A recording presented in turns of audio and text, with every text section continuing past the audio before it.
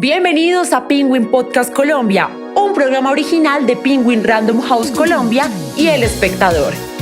Nuestro tema de hoy, lo que quedó de la primera vez, parte 3, con Nicolás Monteros, Sergio Palau, Emanuel Restrepo y Dago García. No, muy buenas, bienvenidos otra vez. Estamos ya en el tercer capítulo de esto que decimos hacer alrededor de la serie La Primera Vez. Para dar infidencias, yo le dije a Dago, venga, en esta serie hay una cosa que a mí me parece verdaderamente vital, que es que todos los textos literarios tienen que ver con la vida de los pelados, de los personajes. Y por eso decidimos hacer este podcast, para saber cómo se les había metido en la vida a ustedes. Estamos aquí con Salcedo y con Granados. Hola. Y por supuesto con Dago García. Y yo he venido hablando con Dago y con nuestra asistente de dirección, Manu Montero, sobre de qué se trata la serie. Y probablemente se trata de muchas cosas. Se trata de recuerdos, se trata del colegio, se trata de la adolescencia, se trata de una época, pero ustedes ya lo tocaron con Daniel antes, pero me gustaría retomar el tema. Creo que también se trata de la pérdida de la inocencia, en muchos sentidos. Dago dijo en el capítulo anterior que era de ampliar la adolescencia, pero ahora yo quiero preguntarles a ustedes, ¿cómo está Granados en este momento? Vamos ya para el capítulo 9. Ajá. ¿Cómo está Granados? ¿Ya está a punto o ya tuvo su primer encuentro realmente sexual? Creo que es en ese capítulo donde, en el 9, ¿no? donde finalmente tiene como su primera vez con Eva, ¿no? Porque él había rechazado tenerlo con... Pero con Luisa. Con Luisa antes, claro. No, con Luisa sí ya lo ha tenido. En el 9, evidentemente ya. Sí. Y Salcedo está a punto, en este momento... De romperle la cara. El 9 es el capítulo de Pavón, ¿no? Vamos a entrar justamente en eso, porque creo que ahí hay pérdidas de inocencia. Y hay uno que yo le quería preguntar a algo, después entraré con ustedes. Que Granados también empieza a descubrir su vocación literaria por cuenta de Eva. Es como si Eva le hubiera pasado la manzana, ¿verdad? Y le hubiera dado a probar a todo este nicho. Le empieza a decir, ¿y usted por qué no se lee esto?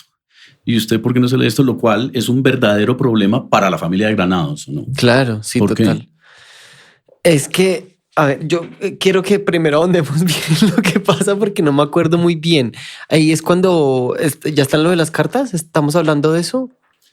Sí. Él le está mandando cartas a Luisa, ¿cierto? ¿Por cuenta de quién? De Eva. Claro que le recomienda escribirle las cartas.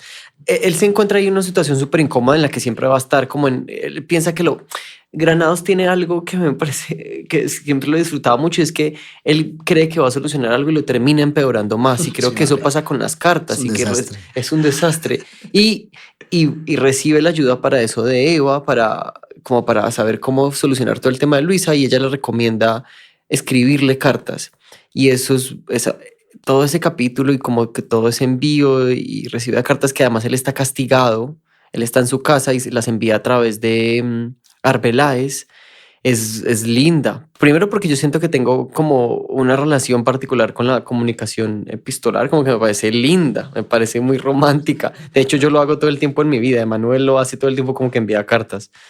Entonces siento que eso es muy lindo, pero termina como siempre muy mal porque las cartas las descubres tú, ¿cierto? Sí. Y que termina engañándolo de una manera muy fácil.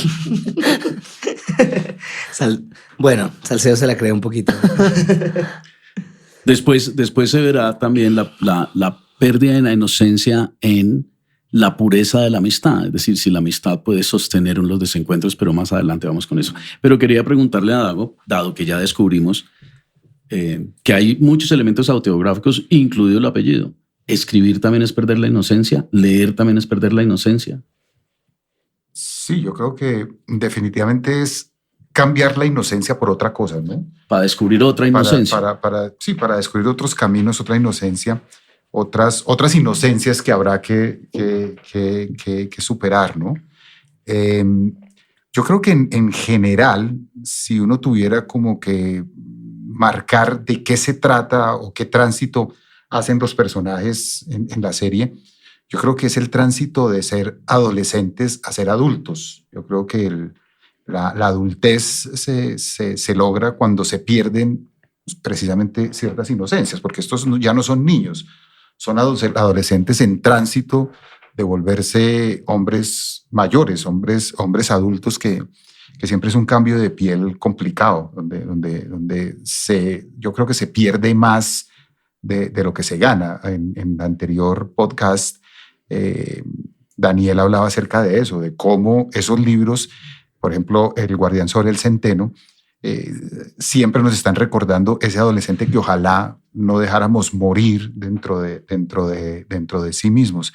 Y creo que el ejercicio que hace Granados adulto de recordar esta época es como tratando de rescatar ese momento de su vida y fijarlo en algo concreto para que no se diluya y no se pierda para siempre. Entonces creo que para mí es como la historia del paso de la adolescencia a la adultez gracias al descubrimiento de lo femenino. Porque yo creo que hoy en día, digamos que la relación de fuerzas es diferente. Hoy en día los muchachos desde muy jóvenes tienen amigas, se relacionan con mujeres. Yo recuerdo que en la época de cuando yo estuve en el colegio, las únicas mujeres que conocíamos eran las profesoras, las hermanas y la mamá, y las que veíamos en los cines porno, pero tener una amiga era imposible. Mi primera amiga se llamó La Chava, que se llama María Isabel Rojas, que la conocí en el colegio anterior al colegio, al Jorge Eliezer Gaitán, que fue el Antonio Nariño, que era un colegio departamental en Cajica. Y fue mi primera amiga y fue descubrir cualquier cantidad de cosas. Desde cosas en el colegio, en el distrital, que está reflejado un poco en la serie. En el distrital, cuando llegó la primera mujer, hubo cosas como, por ejemplo, no volverse a hablar por los apellidos. Cosas como bañarse todos los días. No había el hábito de bañarse todos los días, y cuando una mujer, por alguna razón, nos bañábamos todos los días. La rectora, que llamaba Sonia Arteta, instauró las clases de mecanografía y de bordado, eso es cierto. En fin, en esa época, lo femenino abría como ciertas puertas que ayudaban a ese paso a la adultez. Y como decíamos, Eva es como esa abstracción de lo femenino que los va empujando a que, bueno, vivan, o sea, empiecen a crecer. Entonces, sí es, como hemos venido diciendo, creo yo, una historia de iniciación. Y iba a meter la cuchara para decir que algo que yo sí creo que sigue pasando, aunque la relación con las mujeres ya es muy distinta. A mí me parece que en la serie también había un tema muy particular que a mí me llamaba mucho la atención, y era la comunicación que tenemos los hombres con las mujeres, que si bien ya teníamos acceso a tener mujeres más cerca cada vez más rápido, igual esa comunicación no sigue siendo tan fácil. O sea, no sé, como que yo siento que hablar entre hombres es una cosa y hablar con mujeres, y eso se ve ya hasta grandes, como que yo veo y hablo con mis amigas ahora, hoy en día, y siento que los hombres tenemos una cosa particular con comunicarnos, como que siento que la misma educación y la misma historia nos ha hecho callarnos muchas cosas. Entonces no se nos da tan fácil hablar sobre lo que sentimos, por ejemplo. Y que en estos capítulos, por ejemplo, para mí es una de las escenas, es difícil decir esto, pero está dentro de mi lista de favoritas, y es cuando Camilo va a terminarle a Luisa. Uy, esa escena me parece muy triste, y yo viéndola decía, esta es una... O sea, yo de Granados es una morrega, es como... Granados es el verdadero villano. Es muy malo, porque además desde su ingenuidad hace unas cosas muy feas, como que yo repetí esa escena y yo decía, no puede ser que le diga eso, porque como en su torpeza le dice a una cosa como, ella le dice, pero me quieres, no me acuerdo cómo es, como... es por Eva, y él le dice, sí, no, y se arrepiente, y esa escena es muy dura, y siento que ahí está implícito esa cosa de la comunicación que tenemos los hombres, que se nos ha coartado mucho. Yo siento como que se nos ha coartado mucho el hablar de nuestros sentimientos, el hablar de lo que pensamos, de lo que sentimos, y eso está muy implícito también en toda la serie. Hay un autor que se menciona en la serie de manera tangencial, que es Michael Foucault, y que habla sobre el castigo. Pero Foucault también cultivó otra teoría acerca del lenguaje, un poco de lo que dice Emanuel, y según él, retomando como otros teóricos del lenguaje, concluía que el lenguaje verbal, el que usamos, es una creación masculina. O sea, que el lenguaje verbal, como lo conocemos nosotros, se lo inventaron los hombres para expresar la sensibilidad masculina. Y como es de los hombres, es un lenguaje muy pragmático para los hombres. Los hombres necesitan menos palabras para expresar lo que sienten porque las palabras están diseñadas por él. A las mujeres les tocó recibir un lenguaje prestado y por eso las mujeres, para expresar lo que sienten, necesitan más palabras para poder acercarse al significado de lo que quieren decir. Ese tener que rodear con las palabras y tratar de acercarse a lo que quiere decir es el origen de la poesía y de la literatura, y es un poco lo que los hombres, un poco en lo que dices tú, no tenemos porque no lo hemos necesitado. Claro. Y Foucault llega más allá y Foucault dice, las mujeres han tenido que aprender a usar un lenguaje prestado para expresar su sensibilidad, y Foucault era gay, y Foucault dice, y nosotros los gays la tenemos todavía más complicada, porque no existe un lenguaje verbal que permita expresar nuestra sensibilidad, y por lo tanto muchas de las cosas que nos suceden alrededor, de las faltas de comprensión de muchas cosas, es porque estamos usando una herramienta prestada. Claro. Entonces, cuando el hombre, es que es perfecto lo que dice Manuel, cuando el hombre trata de expresar algo, eso se ven problemas porque trata de acercarse al lenguaje femenino y tiene todas las torpezas que tiene ahí. Claro, pero es verdad totalmente. Yo creo que también es una cosa social, ¿no? O sea, es muy interesante porque realmente yo leía el guión y había muchas cosas del guión que, aunque estén centradas en otra época, yo las vivía en mi colegio en los 2000 y pico. O sea, la separación aunque yo estuviera en un colegio mixto, siempre desde niños es, bueno, hombres a un lado, mujeres al otro, separa mujeres de tal, ¿no? Entonces yo, por ejemplo, yo siempre fui muy artístico, siempre me gustó mucho el teatro, me gustó mucho. Y no me atrevía mucho a meterme en esos grupos porque ninguno de mis compañeros se metía. O sea, lo que eran las actividades artísticas usualmente eran para las mujeres dentro del colegio. Yo estudié en Popayán. Popayán es una ciudad bastante católica, es bastante convencional, ¿no? Entonces, de repente, también uno empieza a generar esas cosas desde el colegio, ¿no? O sea, de la manera en cómo comunicarnos. Yo desde pequeño también, el hombre no llora, el hombre no se expresa, los hombres, creo que el país también tiene mucha pasión por el fútbol y por el deporte, y el arte poco a poco ha entrado, ¿no? Pero antes era una cosa que era muy de mujeres o de maricas, ¿no? Entonces yo creo que también socialmente desde el colegio como que uno también empieza a ver esas separaciones, que cuando uno ya crece uno no sabe ni cómo comunicarse con las mujeres, ni viceversa, porque llevamos todo el tiempo con chicos y las mujeres llevan todo el tiempo con las mujeres en el colegio, ¿no? Entonces, de acuerdo. Hay una cosa dentro de la selección de libros que luego inconscientemente me di cuenta, y creo que es una deuda que adquirí y que estoy tratando de resolver en la segunda temporada. Tenemos segunda temporada.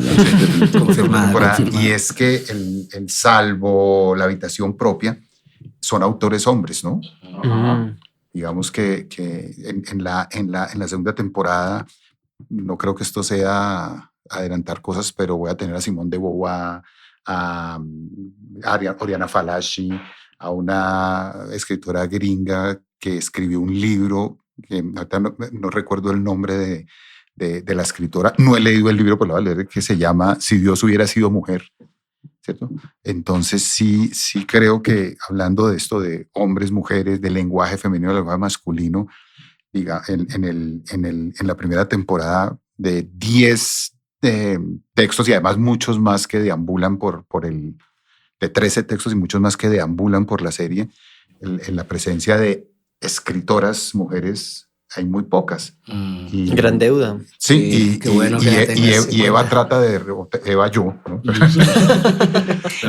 Al fin es Eva o Granado. Es el lado femenino que todos hombres tenemos en nuestra vida, pero sí en la segunda temporada Eva va a hacer énfasis como en rescatar a escritoras mujeres, ¿no? Que también es otra voz y es otra forma de aproximarse a estas realidades. Sí, yo quería aprovechar, ya que estamos en el podcast, te quería preguntar a ti, Dago. Es que hubo mucha repercusión hablando de este tema de parte de muchos movimientos feministas que hablaban un poco de que hasta qué punto se llega y se habla del feminismo. O sea, mucha gente que rechazaba mucho, esta es una idea del feminismo contada por un hombre, ¿no? Entonces como que hubo mucha... discusión respecto a eso, ¿no? De, sí, pues es un personaje feminista, pero es contado desde un hombre, entonces realmente no nos sentimos representadas o representadas. Yo quiero saber eso, qué tanto te ha llegado ese debate a ti y qué piensas respecto a eso que se discute, ¿no? Hoy en día respecto a la serie. No sé, no me llegó, incluso me llegó lo contrario. ¿Ah, sí? en el podcast anterior les contaba acerca de yo tengo unas tías que son muy políticas, muy feministas. Mi tía, en general la línea Granados, ¿no? De mi abuela, porque yo soy García Granados, y las Granados han sido desde mi abuela, pasando por mi mamá, mis tías han sido muy, muy open mind, muy de izquierda, muy, muy feministas, y ellas, creo que mis tías por primera vez me miraron con algo cercano a la admiración, y también recibí, entre otras cosas, de la alcaldía de un Era un post de la Secretaría de la Mujer. Hablando acerca de que sí reconocían que ahí había como ciertos visos de feminismo. Es complejo, ¿no? Siempre he tenido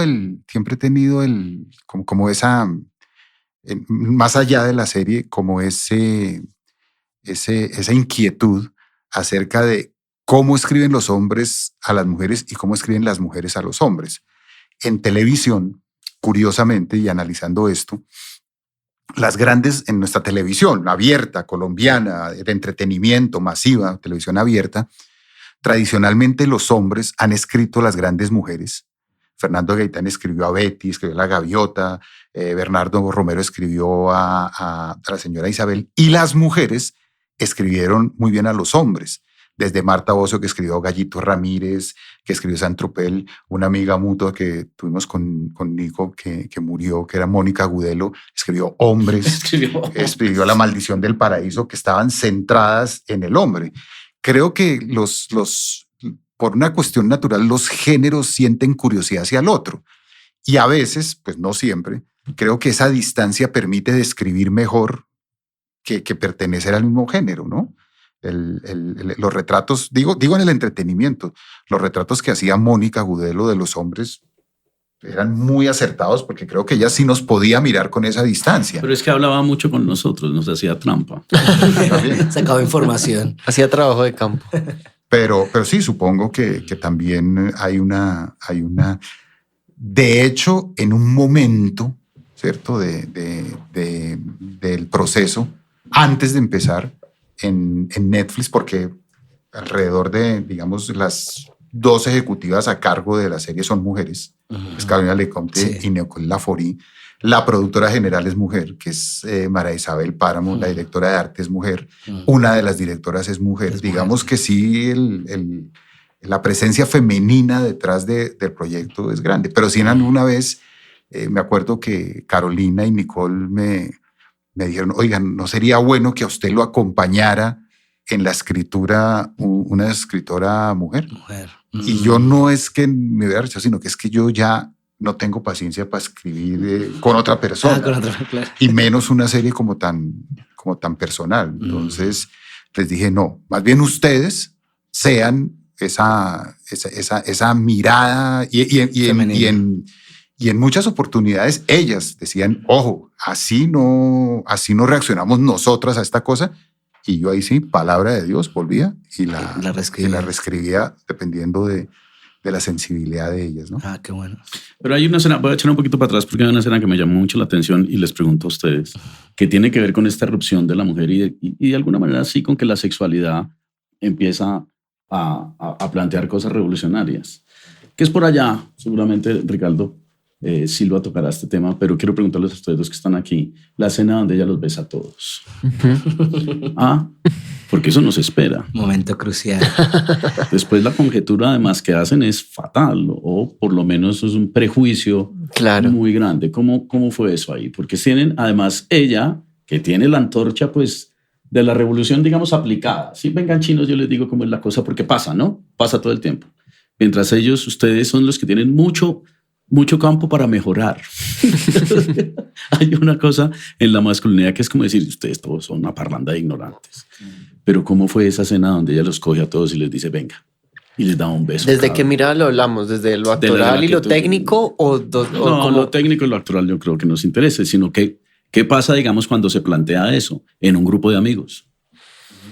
Porque en lo técnico ya sé que, pues, repiten, no sé cuántas veces repitieron. Fue una de las primeras escenas, ¿no? Fue además una de las primeras, sí. Es que para mí fue una gran sorpresa en el guión. A mí nunca me había pasado algo así. Entonces fue una gran sorpresa y yo siento que a eso, como a la manera como responden, que tú lo mencionas, que termina siendo es que ellos piensan que es una puta y la empiezan a tratar como tal. Yo siento que para un chico que tiene tan poca información en el mundo y que eso termina dando como resultado que hay mucha ignorancia, pues es el camino más fácil, como que sí, pensar como eso es lo único que puede ser, como que no hay otras opciones, y que yo creo que eso va finalmente el no tener conocimiento, y por eso me parece tan importante abrir el mundo, como que para a mí, por ejemplo, venir, ya si hablamos de mi vida personal, como que para mí venir a Bogotá, empezar a estudiar libre, fue lo que significó como abrir mi mirada, como salir de ese pueblo en el que yo estaba, pues pueblo, me refiero a Medellín, y como decir, hay otras miradas y existe otras formas de mirar el mundo. Y creo que eso es muy importante para cualquier persona porque le permite descubrir que hay cosas más allá. Y siento que para estos muchachos, para estos niños de colegio, cuando les llegó esa niña con tremenda propuesta, pues es que no podían ver qué había más allá. Era lo primero que podían imaginarse. Entonces, yo lo comprendí muy bien, como que yo lo leía y yo lo entendía. Yo decía, claro, es que no hay otro camino. Claro, es que ¿cómo se van a pensar otra cosa? Y siento que eso nos pasa todo el tiempo como sociedad. Eso nos pasa a nosotros. Además, nosotros que somos una sociedad bien conservadora, religiosa, nos pasa mucho como que es que no puede haber otra cosa que eso porque no conocemos si hay más límites. Entonces, sí, yo lo leía y en medio de la sorpresa los entendía. Creo que era uno de los momentos en los que más entendía a mi personaje. No pero, sé. Dago, corrígame, pero el personaje del Salcedo probablemente es que el más machista del salón, de los recuerdos de esas cosas de salón, es como el que estaba finalmente jugado a eso. ¿Qué le pasa a Salcedo con eso? Pues a mí me parece muy interesante. No, además, perdón, con ella que lo desarma le dice, el único que sabe besar es Salcedo. Y el pobre Granados así. Que es para joderlo. Hay una cosa, perdón, antes de que contestes, Sergio. Y es que en los formatos, es una cosa muy técnica. En formatos cortos de series, estos son 13 capítulos y yo soy un escritor de telenovelas, yo soy escritor de largo aliento, y en una competencia tan fuerte como es el de los streamers, uno tiene muy poco tiempo para exponer un personaje y para lograr captar la atención, y uno capta la atención con la particularidad del personaje. Entonces hay dos secuencias que son muy contundentes, donde queda muy bien descrito que este personaje es un personaje contestatario y dispuesto a joderle en la cabeza. La primera vez que ella aparece y va y orina delante de ellos en el baño de hombres. Eso es una cosa que yo estaba seguro ninguno de ellos en su vida se habían imaginado que podía suceder. Y ahí ya dices, este personaje lo describiste en una acción. Y luego esta secuencia. Tampoco nadie se imagina que decir, ustedes saben besar y los besa a los 5. Los pone en fila. ¿Sí? En fila. Entonces son como dos acciones dramatúrgicamente estratégicas para en poco tiempo describir un personaje y atrapar a la gente con ese personaje porque es único, ¿no? Y eso es encontrar esos momentos, eso es un camello. Porque si no, usted se va a demorar 20 minutos, un capítulo entero describiendo un personaje. Cuando usted logra describirlo así, con una acción, la gente ya se fue con ese personaje y es condensación, ¿no? Entonces, para mí esas dos secuencias son fundamentales y tenían que estar en el primer capítulo, porque con esas dos secuencias, estos manes dicen, no hemos conocido a una mujer como ella, y ahí están perdidos. Los flechadas.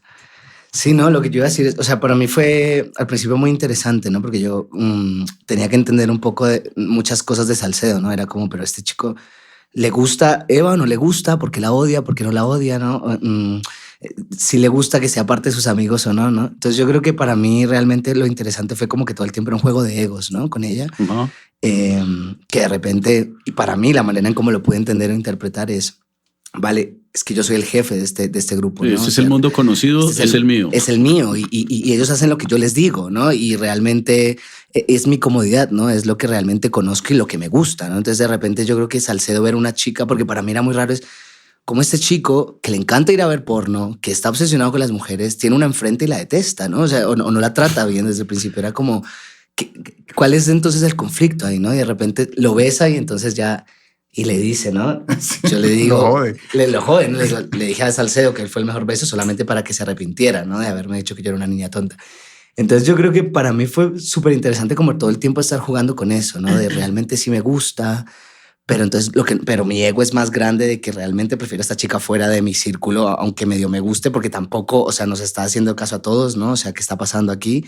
Y también, pues, un juego que empezamos a construir también con María y Mateo, el tema de Pavón, ¿no? De hasta qué punto realmente él sí sabe o él sí está seguro de su sexualidad o no, bueno, todo este tema.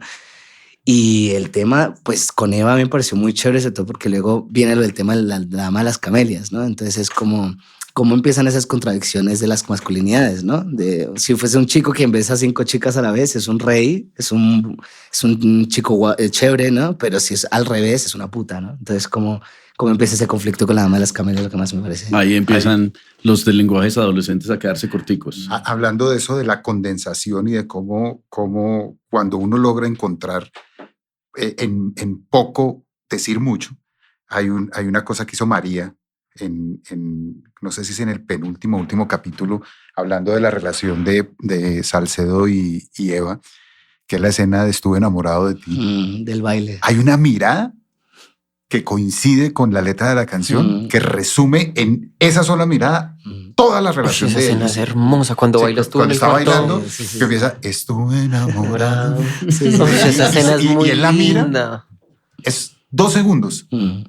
Y esos 2 segundos resumen toda Esa la relación historia, de ellos sí. dos, toda la relación de ellos. Y ahí funcionó todo, la mirada, la canción, la situación. El baile es divino. Es curioso porque eso no estaba escrito realmente. No, no la ves. esa mirada es... ¿Quién la escribe? Es el director. No, realmente creo que fue una propuesta mía. O sea, yo la hice y dije como creo que... Porque hubo 2 propuestas que le hice a María. Que le dije, creo que aquí falta como algo, una mirada o algo con la canción. Y también le había dicho que me faltaba como una acción, porque creo que estaba escrita, si no estoy mal, era que yo ponía la canción y no más, no bailaba. Le dije, siento que quiero o cantar la canción o bailar la canción para que luego haya como un giro, como justo cuando llega la policía y me encanta. María, que es una loca, que ella acepta todas las propuestas que tú le decías, listo, vamos a ponernos a bailar y tal. Pero me dejó bailando como 5 minutos en la escena. Pero es que es muy bueno el baile. Que no cortaba. Es muy bueno. Tú baila y yo te digo cuando cortes. Y yo bailando como 5 minutos y yo mirando hacia, pero es que nadie va a cortar. Y yo sigue, yo bailé improvisando y salió muy bien. Fue muy bonita Hay una cosa de la serie que a mí de verdad me conmovió, que es lo que hemos venido hablando, digamos, cuando la literatura o cuando esos libros que usted menciona se vuelven vitales en los conflictos de la vida de estos muchachos. Y vos estabas mencionando uno que me alegra que lo hayas dicho, porque yo dije, este pobre le debió ser muy duro para Granados sentirse el cabrón del paseo. ¿Cierto? Porque hasta el momento, y lo menciona la frase, quiero saber si es original, si es intencional, que si mal no estoy, dice, entre comillas, yo que por no haber ido al prostíbulo me sentía con una superioridad moral, ¿verdad? Y heme aquí provocando uno de los dolores más grandes. Y por ahí viene, digamos, todo el tema de la moral de Nietzsche, ¿cierto? Quiero saber cómo, mano, de verdad, ¿a quién se le ocurre meter a Nietzsche en una serie en donde hablan a los adolescentes? Y a Schopenhauer. No, es que yo creo que Nietzsche es un... Creo que mi lectura de Nietzsche, porque soy muy nietzscheano, yo creo que Nietzsche tuvo un enorme problema en su vida, y es que como ser humano nunca dejó de ser adolescente. Nietzsche representa mucho la soledad del adolescente, porque Nietzsche pertenecía a un grupo de amigos cuando empezaron, que eran todos filósofos y todos como grupo de amigos dispuestos a cambiar el mundo desde la filosofía, y a medida que fueron creciendo, sus amigos se casaron, sus amigos adquirieron trabajos serios, sus amigos fueron olvidando ese ideal adolescente, vamos a cambiar el mundo, y se acomodaron en vidas de adultos, y el único que conservó su espíritu juvenil y su espíritu contestatario y su espíritu fue Nietzsche, y Nietzsche se quedó solo. Nietzsche murió abandonado, solo. Lo último que tuvo como relación de amistad y de amor, que también está en la serie, fue con el poeta Reed y con Lou Salomé. Pero para mí Nietzsche es el adolescente de la literatura, ¿cierto? Siempre siguió creyendo en el combo, o sea, y esta es una historia de combos, y siempre supe que Nietzsche era el representante del combo, y yo creo que eso nos pasa a todos. Todos hemos tenido un combo en la vida, y en un momento vamos creciendo, seguimos siendo amigos, pero no nos vemos tanto y no compartimos tanto como siempre, y creo que Nietzsche fue la víctima de su combo. Nietzsche fue el único del combo que no creció, y siempre me ha parecido una figura trágicamente adolescente. Entonces yo sabía que Nietzsche, y además cuando leí Zaratustra, no entendí nada, no entendí absolutamente nada como de la filosofía que hay en el libro. Pero sí, porque el Zaratustra tiene como, es un libro tan complejo que confina muchas cosas, pues la carga filosófica, pero también la aventura del tipo que sale de la caverna y recurre, y también el rollo, el Zaratustra es una especie de parodia culta y filosófica de la Biblia.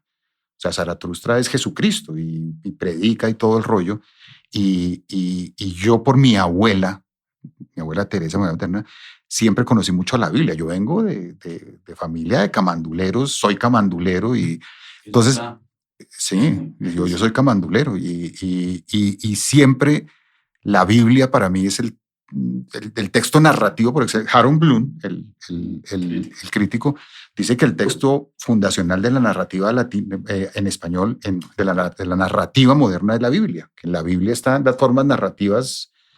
Y eso siempre me llamó la atención de Nietzsche. Yo leía a Nietzsche sin entenderlo. Y vine a entender un poco a Nietzsche después de leer Schopenhauer. Y a Schopenhauer me acerqué más por su biografía, porque la historia de Schopenhauer es lo más divertido que existe en el mundo, porque fue un tipo hijo de un comerciante muy rico, ¿cierto?, que lo formó a él para que fuera su sucesor, y por eso Schopenhauer sabía alemán, inglés, francés, porque su padre lo formó en todos los idiomas y lo mandó a todos los países para que lo siguiera en el negocio. Se muere este señor y deja una fortuna inmensa, y Schopenhauer y su mamá, ¿cierto?, deciden ambos que ellos no van a trabajar más porque tienen tanta plata que no van a necesitar más plata para vivir, y van a dedicarse a vivir haciendo lo que les da la gana. Y Schopenhauer se dedica a la filosofía, y la mamá de Schopenhauer fue la socialité de su época. Era la vieja más cula, más superficial del mundo. Su casa era donde hacían las grandes fiestas. Goethe era feliz en la casa de esta vieja bebiendo y rumbeando, y Schopenhauer no podía con su mamá porque decía: mamá, uno no puede ser tan superficial. Y la mamá le decía: no sea huevón, usted no puede ser tan profundo y tan aburrido. A usted donde llega se tira todas las reuniones porque bueno, nunca se la llevaron bien, se odiaron. Y la mamá de Schopenhauer, en un momento, Goethe le dijo: oye, ¿por qué no escribes? Que tú eres... Y escribió novelas culas, ¿cierto? Y fue bestsellers de su época. Y entonces la mamá de Schopenhauer vendía todos los libros del mundo de novelas rosas culas, y Schopenhauer, con la gran filosofía, no vendía un culo. Entonces a mí la historia de Schopenhauer me fascinó, y me acerqué a la filosofía de Schopenhauer por su historia, por su biografía. Por supuesto, leí El mundo como voluntad y representación y no entendí, pero leí mucho sobre Schopenhauer, y gracias a Schopenhauer empecé a entender algo de Nietzsche. Nietzsche es complejo de entender, porque además como cambiaba. Sí. ¿A qué edad lo leíste por primera vez? A Zaratustra yo lo leí cuando estaba en el colegio. Wow. Pero no entendí. Lo leí, pero no entendí, pero sabía que ahí había algo, y me llamó la atención como la aventura y luego ya grande, ya como a los 40 años, no puedo decir que lo entiendo así, pero ya lo leí con otro sentido. Claro. Pero si hay algo que queda ahí en lo que acabas de decir, del dolor de la contradicción que tu personaje va a sufrir un par de veces más. Uh-huh. Es una cosa que sí es muy nietzscheana, que decía que, digamos, de alguna manera la esencia del hombre está siempre en tropezar siempre con la misma piedra y volver a sufrir intensamente el mismo dolor. Es decir, aprender no nos garantiza no sufrir. Pero la clave otra vez no la clave, sino Eva saca una cosa que es el profesor el que les dice que hagan un ensayo sobre Zaratustra, ¿no? Y él le dice más bien, ¿por qué no se dedican y leen más bien a Luz Salomé? Eva propone. ¿Qué dije? Eva, que el profesor había hecho más bien. No, Eva. Y entonces, ese dolor que luego van a sentir otros dos personajes, yo me voy a tomar una licencia y voy a pedir, porque yo no la conocía. Y entonces buscamos un poema de ella y yo quiero que tú lo leas. Porque si hay algo que está presente en estos muchachos cuando van perdiendo, ¿se pasó? No, aquí está, aquí lo tengo. Es que en la medida que van perdiendo la inocencia, también se les va quitando la anestesia, pareciera. Sí. Y entonces empiezan como a sentir más y a que les duelan más las cosas. Y esto es un poema de Luz Salomé. El poema se los haces vos sonar a nombre de Manu, que puedo ver que lo encontró, sí, porque Manu. Yo tampoco lo conocía. Y es la primera vez que yo lo voy a leer, o sea, pido excusas. Himno a la vida se llama. Igual que cada amigo ama a su amigo debe ser. Entonces vuelvo a empezar. Igual que cada amigo ama a su amigo, así te amo yo a ti, vida enigmática. Tanto si me haces gritar de gozo que llorar, tanto si me das penas o placeres. Yo te amo en la aflicción y en la alegría. Y si alguna vez quieres acabar conmigo, me arrancaré de tus brazos con dolor, como se arranca el amigo del pecho de su amigo. Con todas mis fuerzas yo te abrazo. Deja que en tu llama arda mi espíritu y que en el fragor de la lucha encuentre yo la clave al enigma de tu ser. Quien tuviera siglos para existir, para pensarte, abrázame con fuerza entre tus brazos. Si no te queda ya felicidad que darme, te acuerdo, dame ese sufrimiento que aún te queda. Luz Andreas Salomé. Por Emanuel. Fue una mujer muy interesante porque no solamente estuvo cerca de Nietzsche, fue su novia, le propuso el ménage à trois a Nietzsche y a ellos les quedó grande, sino que también luego fue asistente de Freud y estuvo con Freud mucho tiempo y se separó de él porque Freud tuvo muchas disidencias, entre esas Carl Jung, y ella se unió a otra disidencia y rompió con Freud y también conoció a Stanislavski. Imagínense una mujer que haya tenido relación con tres gigantes de su época, Nietzsche, Freud y Stanislavski. Probablemente una Eva. Pero entonces ahí lo que queda es de ese, él se vuelve el sujeto del dolor. O sea, él se vuelve el que causa un gran daño. Claro. ¿Verdad? Granado, San Luisa. Y después de eso, después de tanto dolor que es típicamente femenino, ¿qué viene? ¿Una parranda o no? La fiesta. Una fiesta farra. Que como todas las fiestas desencadena varios diablos, pero descubren una cosa y no sé por dónde empezar. Pero empecemos por la obra literaria, que no es una obra literaria, pero que fue icónica para nuestra generación, yo creo, ¿verdad? Que fue las enseñanzas del Don Juan, claro, de Castañeda, que eso fue como el permiso para que pudiéramos fumar. Sí, eso fue un libro muy popular, que también yo creo que fue muy popular, pero muy poco leído. Correcto. ¿Sí? Es como Borges, que siempre se sostiene que Borges es el escritor latinoamericano más famoso y menos leído de la historia de la literatura. Con las enseñanzas de Don Juan, yo creo que ocurrió lo mismo. Todo el mundo lo mencionaba, todo el mundo lo usaba como justificación para consumir marihuana y hongos y peyote, pero muy pocas personas lo leyeron. Y Castaneda es un escritor peruano, pero realmente casi que toda su su carrera literaria y también su formación fue en los Estados Unidos. Él era un tipo muy, muy cosmopolita.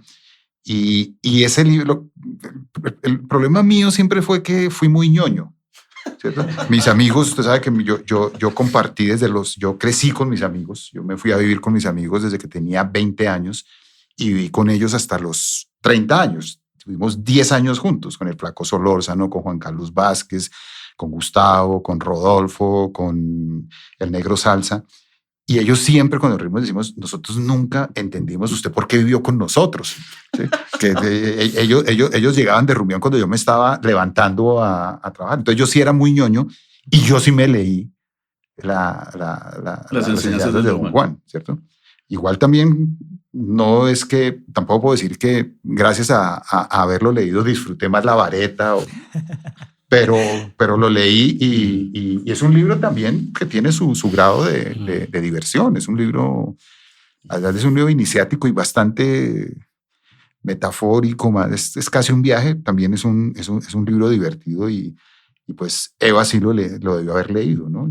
Pero sí fue un libro que todos usamos y que todos nos referimos en algún momento. Eso fue como en los 80s, ¿no? Por ahí en los 80, ¿no? Comienzo de los 80s, ese libro alcanzó como mayor popularidad entre nosotros que la que alcanzó cuando se fue editado. No, y después le han hecho muchos homenajes porque dicen que, ¿cómo se llama la película de los Wachowski? Matrix. Ellos reconocen que ese pensar en un Matrix es inspirado en Castañeda, pero la verdad es que otra vez Eva llega, los confronta, ya los besó, ya les dijo, bueno, la sexualidad existe, bueno, tal cosa. Ahora les voy a ampliar la conciencia. ¿Y qué les da? Marihuana. Un poquitico de marihuanita. Pero no era solo con ustedes. Sí, solo estaban ustedes, sí, ¿verdad? Fue cuando se acabó la fiesta. La fiesta se va. Se arruina. Castro arruina la fiesta. Sí. Sí. A ver, yo ahora que estabas hablando de ese libro, qué curioso, porque me acuerdo en mi época de mi colegio, que ya es más actual, obviamente eso era 2012, 2011, me acuerdo que hubo en Bogotá un libro muy popular que se llamaba Opio en las nubes, de Rafael Chaparro. Claro. Y me acuerdo que mi mejor amigo estaba muy obsesionado con ese libro. Fabio Rubiano hizo la versión de teatro. Sí, pues yo me leí el libro y me acuerdo que varios del combo estábamos obsesionados con el libro. Y fue muy interesante porque a través de ese libro también es que nos dio curiosidad de probar ciertas cosas, ¿no? O sea, pues te digo que Las enseñanzas de Don Juan fue el opio en las nubes de la época. Me lo imaginé, por eso es que lo pensé, ¿no? Sí, pues Eva nos hace probar un poco algo que en su momento era legal, ¿no? Que para mí también fue bonito descubrir, ¿no? Yo creo que todos los que hicimos parte de esta serie tuvimos que hacer un trabajo investigativo, sobre todo los que no vimos. Práctico. De campo. Trabajo de investigación de campo. Sí, no, pero es muy interesante porque también descubrí muchas cosas también de Colombia que no sabíamos, ¿sabes? Yo no tenía ni idea de la revolución feminista que había visto en su época, por ejemplo, el tema de la marihuana, yo no lo sabía tampoco. ¿Qué no sabías del tema de la marihuana? Que había sido un poco legal en esa época, yo no tenía ni idea y lo hablé con mi abuela, ¿no? Entonces fue muy curioso porque yo le pregunté a mi abuela, oye, igual que dijo Manuel, ¿no? Que le preguntó a sus abuelos, cuéntame cosas de la época, ¿qué recuerdas? Y mi abuela fue como, uy, no, las fiestas, la marihuana, no sé qué. Yo digo, es que los hippies se hicieron viejos. Claro. Se hicieron abuelos. Mi abuela, descubrí que mi abuela es súper conservadora, súper tal. Para mí fue muy curioso. Mick Jagger va a cumplir 80 años. ¿Ah? Mick Jagger va a cumplir 80 años. Claro, exacto, sí. Entonces, pues bueno, yo creo que es interesante como haber podido descubrir eso, que al final, pues bueno, poco a poco uno se va dando cuenta de que drogas son buenas y que no, pero que en la adolescencia pues uno quiere probar de todo, ¿no? Y más vale probarlo, ¿no? Y más vale probar. Me parece, no, sí, realmente. Y ver como o sea, todo con responsabilidad, pero ver también los pros y los contras, ¿no? Realmente cuando se prohíbe algo, creo yo, cuando se oculta tanto, va a haber un momento en el futuro de adulto que no vas a tener la responsabilidad y lo vas a probar. Y como no vas a tener ni los conocimientos de lo que te estás metiendo ni nada, pues yo creo que puede llegar a ser incluso más irresponsable que por lo menos saber, ¿no? Pero se repite en la serie otra cosa que no sé si sea consciente, que es con los papás de Granados. ¿De qué manera? Pues que el más conservador, ¿quién es? Mi papá, claro. Y otra vez es la mamá, la que más adelante se vuelve más importante. Pero ¿a ustedes qué les dice esa cosa de la marihuana? Es un dilema hoy en día. Para mí, Emanuel, No, pues no, pero yo no sé, yo siempre he tenido la duda de si mis principios morales están muy viciados por mi contexto, porque me siento en algunos momentos muy diferente a otras personas que viven otros contextos, como que yo siento que sí he tenido un relacionamiento mucho más liberal con las cosas que me rodean, entonces para mí no es un dilema ahorita, sí, hoy en día, pero siento que sí sigue siendo un tema muy tabú para nuestro país. ¿Cómo era nuestra generación? No, era fuerte, era tabú, era pecado. Era pecado, o sea, Para mi familia también. A mí me echaron de, o sea, yo llegué a un colegio distrital realmente porque no tuve problemas. Para esa época tuve problemas, pero yo sí empecé a fumar marihuana muy joven. Yo empecé a fumar marihuana cuando tenía 12 años y estamos hablando de los 70s. Y en esa época, en las libretas de calificaciones que eran como el prerequisito para presentarse en otro colegio, incluían el motivo por el cual uno había salido del colegio. Entonces yo empecé a fumar marihuana en el Santo Tomás de Aquino y de ahí los curas, pues con toda razón que la citía, me expulsaron, me pusieron en la libreta. Me tocó irme a estudiar a Cajicá, a un colegio departamental donde había un primo de mi mamá que era profesor y me dio al palancazo. Y allá en ese colegio, ahí sí que me volví burro.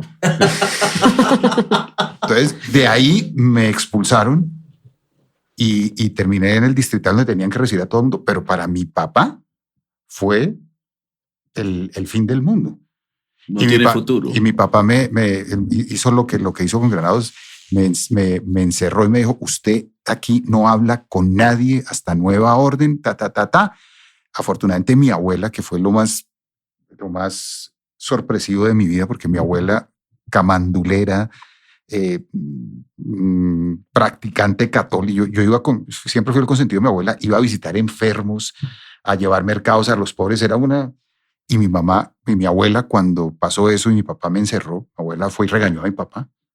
Yo, ¿cómo usted que lo que el niño necesita es comprensión, no sé qué? Y yo, ¿de dónde salió este cuento de mi abuela? Ahora, yo sí creo que en ese sentido los tiempos han cambiado algo porque, por ejemplo, mis hijas saben que yo fui marihuanero, ¿sí? Y mi hija mayor, Juana, no yo creo que no sé si lo habrá hecho, pero no. Pero no es un problema que lo haya hecho o no lo haya hecho. Y mi hija menor sí le casca, pero digamos que nunca fue un tema, ¿no? O sea, saben mi background, saben mi historia.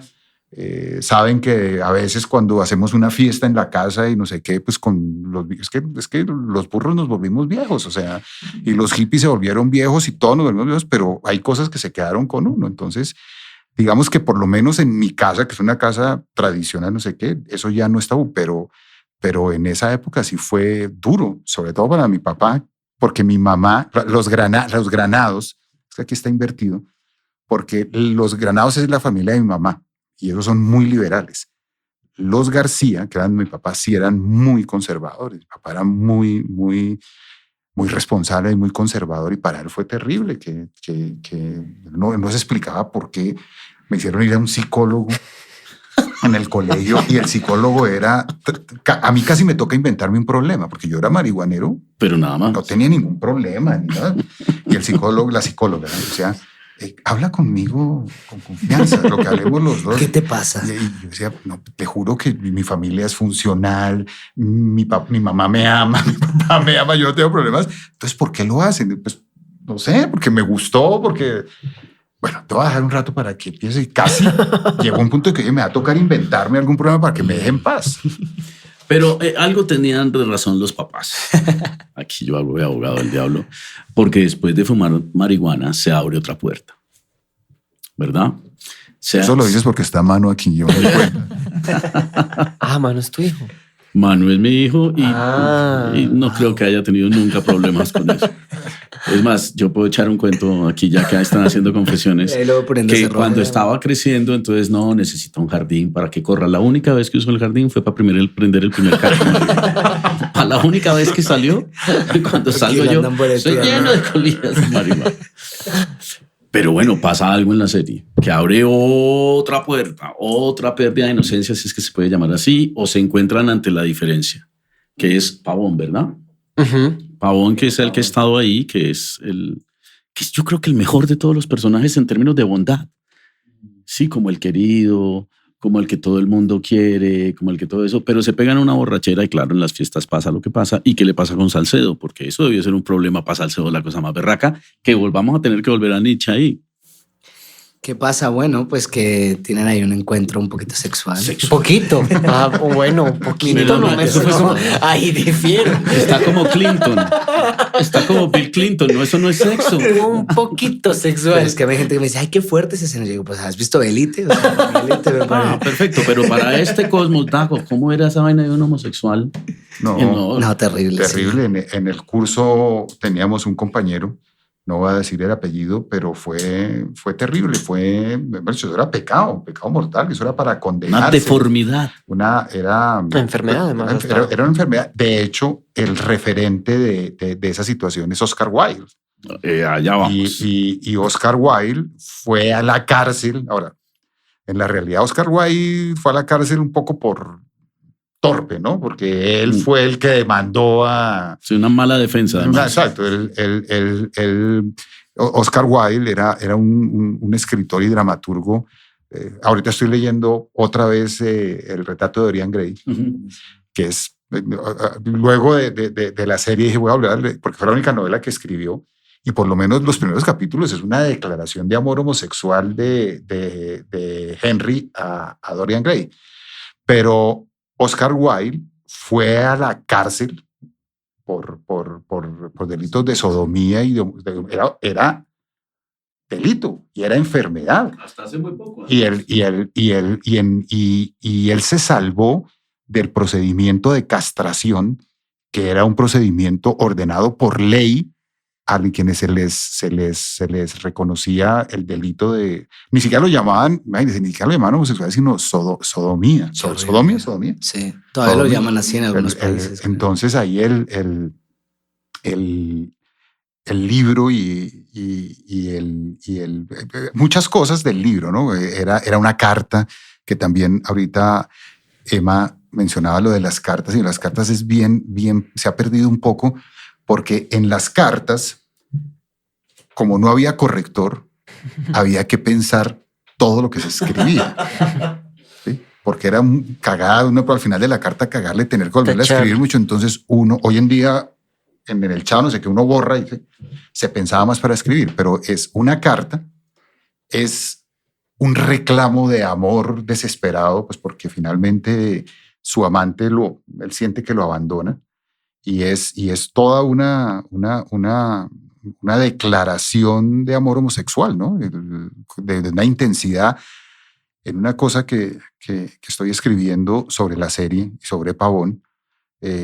Pavón descubre en el teatro como y es un poco su camino.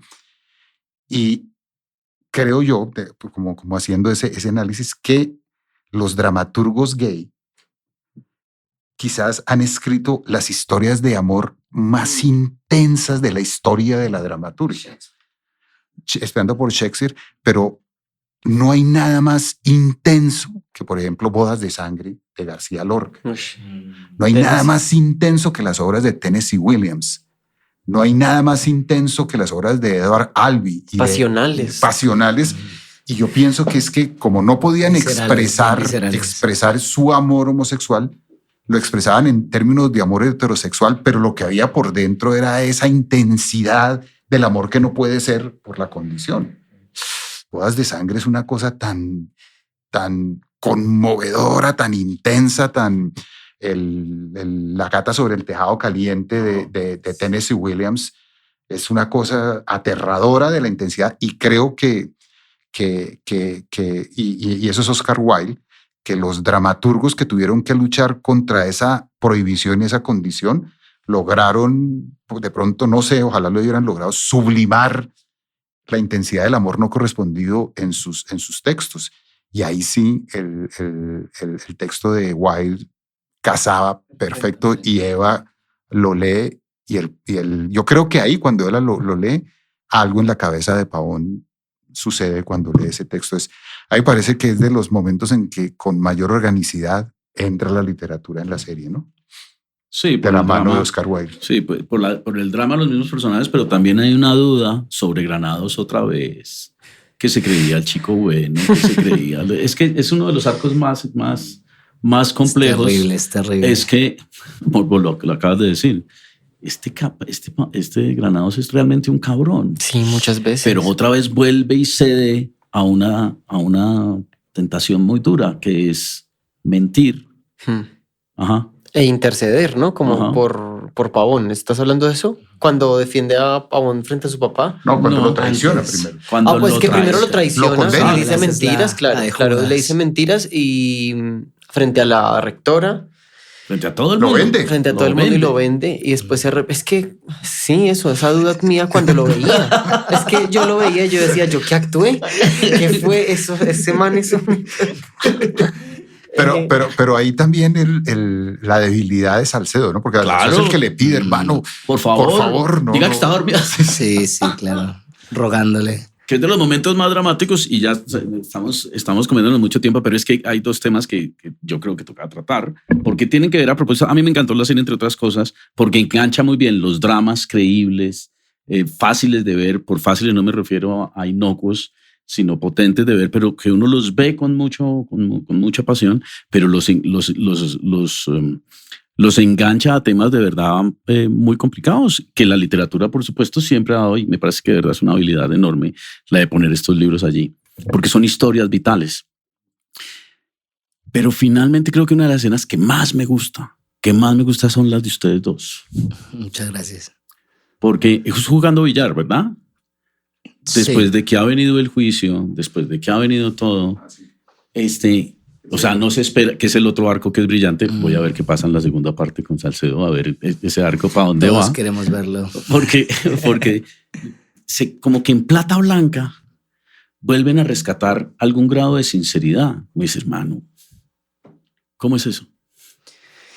Pues para mí... ¿Cuál escena es? ¿Tú la recuerdas? Creo que hablas de cuando le... No, es cuando tú decides que vas a contar la verdad, pero tienes que decirle y que le va a contar, sí. Le dices a Pavón, voy a contar la verdad, estás esperando a que este mantenente dice, ¿sabe qué, hermano? Sí, estamos jugando billar. Sí. Pues yo me acuerdo que creo que ese día yo estaba bastante nervioso. Creo que si no estoy mal, le había dicho a Emma cuando terminamos, yo, ¿cómo la sentiste? ¿No? Me acuerdo, sí.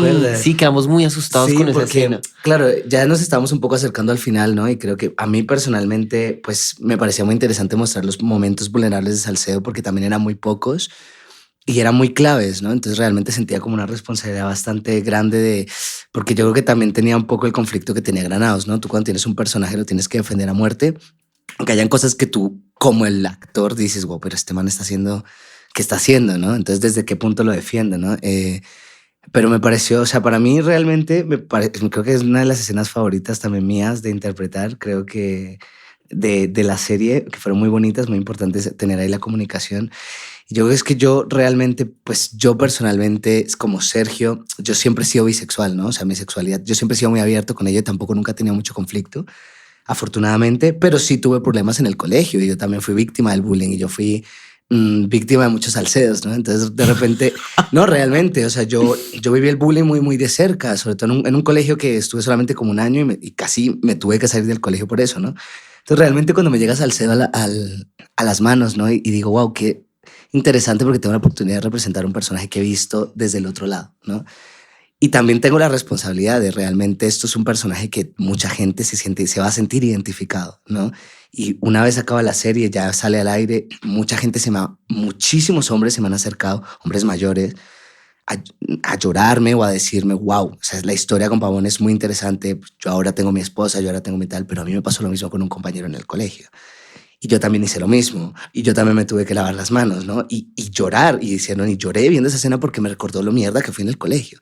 Y para mí eso fue como, wow, qué bonito porque es un trabajo hecho, ¿no? Porque realmente lo haces desde el amor y para eso contamos historias, ¿no? Para que la gente se siente identificado y notar que la gente también vivió eso, sea desde Pavón o desde Salcedo. Muchísimos hombres y muchísimas mujeres han tenido que vivir eso y todavía lo viven, ¿no? Entonces creo que es bonito poder representar esa escena, creo que es de lo más importante, yo creo, de la serie, por lo menos yo como Salcedo, ¿no? Sí, y estaba pensando yo en este momento mientras Sergio hablaba que aunque muchas veces pensaba, Granados hace unas cosas que yo no puedo entender, para no llamarle de otra forma. También pensaba que termina siempre reconociendo, pues, o como aceptando como, pues sí, la cagué. Y como que yo siento que nada más válido para la época que está viviendo que eso, pues como equivocarse, que además tenemos todo un lío también de muchos años con el error y como de no resarcirlo y no pedir perdón y pasar por encima de él como, ok, hago eso con mi amigo, listo, ni siquiera me va a dar la oportunidad de pensar que fue un error, sino que paso por encima de él. Y siento que Granados atreverse a tener esa conversación y después de enfrentar al papá, que además es una gran escena también cuando el papá cuenta lo que le pasó con el tío, siento que es muy poderoso también. Como que ahí, por ejemplo, amo a Granados. Como que yo digo como, pues es que qué otro momento para cagarla y recagarla que esa en la que está. Y yo creo que todo eso conduce, yo creo que al momento que a mí más me gusta de esa primera temporada, y es la despedida de Pavón, ¿no? Ese último abrazo de Salcedo y Pavón. Esa escena es muy linda. Es muy, muy, muy conmovedora. Y ahí pues hay que darle las gracias a Ana y Jaime que nos dieron la canción que es Estaciones en el Sol, que es divino. Que es el montado en el carro despidiéndose y es la canción. Y todo eso, digamos que ahí se cierra esa anécdota de Pavón y en la plataforma siempre para la segunda temporada hay que volver a traerla. Es que me lo pregunta muchísimo. Esa historia tuvo un enganche muy poderoso. Sí, a mí siempre me da miedo esos personajes que se van tan arriba, por verlos a traer, qué puede suceder, ¿no? Ahí veremos qué pasa en la segunda temporada. Esto es un avance para la segunda temporada. No sabemos si va a volver Pavón o no va a volver Pavón. El caso es que a esta altura estos pelados eran una cosa en el primer capítulo y una muy diferente. Ya esto es como 10º capítulo, ¿cierto? Como 11º capítulo. Ya el arco ya son completamente diferentes. Es a lo que yo me refiero cuando pierden, digamos, la inocencia para ganar otras inocencias. Y viene una de las cosas más raras de la serie, que es que esa que había estado, digamos, siempre tan consecuente consigo mismo, le viene la jungla de asfalto, ¿no? Que es como esa cosa que nos tocó vivir, de que en todo esto, mientras pasaba, a nosotros nos tocó vivir con la criminalidad en serio. Sí, es como si, yo siempre he dicho que el narcotráfico nos quitó la inocencia de alguna manera, pero a ella también se le mete, porque es que se le mete la realidad. O sea, de alguna manera estos estaban a salvo, pero creo que de la serie de Dago, ese es el momento donde la realidad les pesa más de una manera más contundente. Y entonces usted cita ahí. Sí, el Jungla de Asfalto es de los únicos libros, de los pocos libros que no he leído. Vi la película y no podía conseguir el libro. Es una película de los años 50, un clásico del cine negro dirigida por John Huston. Hay una cosa, y es que esa sí es una característica de los colegios distritales. En los colegios distritales, y quizás el último referente que tuvimos nosotros de una serie sobre colegios distritales fue Francisco el Matemático, que fue una serie que se hizo unos años aquí, que fue icónica. Y en los colegios distritales siempre ha convivido la juventud con la delincuencia. Los colegios distritales eran los colegios donde podían estudiar los muchachos que de una u otra forma también ejercían el delito. Los Acuña son los personajes reales, que realmente se llamaban los Buitrago, los hermanos Buitrago. Ellos eran incluso mayores de edad. Nosotros estábamos entre los 16 y los 17 y los Buitrago, que eran dos, uno ya era mayor de edad, el otro menor. Yo los recuerdo por otras cosas, como que tenían una pecueca, la cosa más espantosa. Entonces, pero eran muy simpáticos y se hacían en el último puesto del salón. Y un día, había fumaban mucho y había uno que le gustaba el atletismo, malos estudiantes, pero ahí estaban. Y un día dejaron de ir al colegio. Oye, ¿qué pasó con los Buitrago? Yo tengo mi mejor amigo que se llama Víctor Sánchez, que siempre ha sido como el que investiga, fue el que descubrió que Duque era rico, pero estaba... Yeah. Él es el que incluso nosotros nos reunimos hoy en día todavía y es él el que siempre convoca y todo el rollo. Y él fue y averiguó. Y yo, marica, los Buitrago están detenidos en la corrida. ¿Por qué? Porque son atracadores. Nosotros no sabíamos. Eran 2 compañeros ahí, sí, pero como tal, y ellos nunca habían contado que eran atracadores. Volvieron como a las 3 semanas que lo soltaron de la correccional y ya ahí como que se descubrió, pero nunca robaron en el colegio. En el interior del colegio nunca robaron. Una gran parte de mis compañeros trabajaban, estudiaban y trabajaban. Tenía una compañera que llamaba Laura, que tenía 16 años y tenía 2 hijas y marido, que era la casa de ella donde íbamos a rumbear. Yo tenía 2 compañeros que llamaban Renzo y Fabio y eran porteros de una discoteca. O sea, en la noche eran porteros de discoteca y tenían que trabajar para ayudar en la casa, que es un poco lo que hace Salcedo en el restaurante de la mamá. Entonces, digamos que ese rollo de vivir como casi como adultos desde muy pequeños es muy de ese ambiente como de las clases populares, ¿no? No las populares, de las clases con necesidades apremiantes. O se trabaja o se delinque, pero hay que sobrevivir, hay que sobrevivir. Mi amiga Chava, que la mencioné en el capítulo anterior, María Isabel Rojas, que fue mi primera amiga, fue en otro colegio. Era una vaga, pero vaga, la reina de las vagas, y nosotros compartíamos el puesto. Y ella era muy guapa. Nunca tuvimos nada de nada, pero era muy guapa. Y en un momento me dijo, hermano, me voy a tirar el año y si me tiro el año, mi papá me va a dar una pela. Entonces, Taguito, me tocó cambiar de puesto. Y se fue al puesto del nerd. Se llamaba Guzmán. Esa es la historia de Guzmán. Y Guzmán se llama Guzmán. Ahorita les muestro una foto de Guzmán. Y se fue a compartir puesto para pasar el año. Se casaron. Tuvieron dos hijos. Serpi lo paga. Se separaron. Lo paga. Pero, no puede ser. Gran historia. Ella cuando vio la serie me dijo, y marica, usted puso ahí mi historia. Claro. Le dije, pues sí, chavita, ¿qué hacemos? Pero sí, todo eso es platica, todo lo que hay es platica. Todo eso es factura, claro. Y me mandó la foto del Guzmán de la época. Y te han hablado mucho tus amigos del colegio, claro, todas tus referencias, que ellos dicen, ese soy yo, ¿no? Nos reunimos porque es que les tengo que mostrar muchas cosas ahorita que terminemos, porque tengo fotos de los originales. Wow, de nosotros 5. Quiero ver a Salcedo original, por favor. No son exactamente lo mismo, ¿no? Pero sí. Bueno, mientras cuenta, ya se nos está acabando el tiempo, pero no puedo dejar, digamos, el último libro que se menciona, porque son muchas las referencias, ¿verdad? Que es que con tanto peo, con tanto problema, después de haber desabierto tantas ventanas y tantas cosas, deciden fugarse.